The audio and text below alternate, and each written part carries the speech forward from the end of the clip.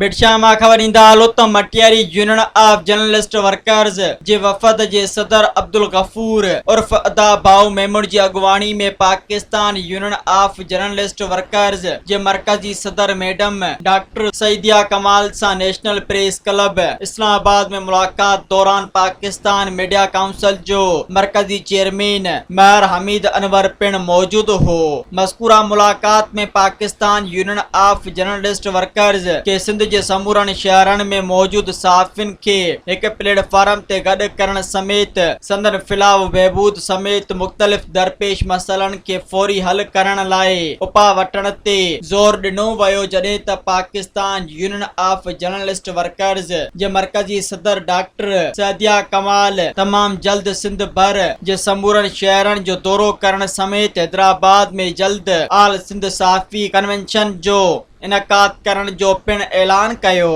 Subscribe कयो अवामी news HD खे ऐं ताज़ा तरीन ख़बरुनि लाइ ॾिसंदा रहो अवामी न्यूज़ HD।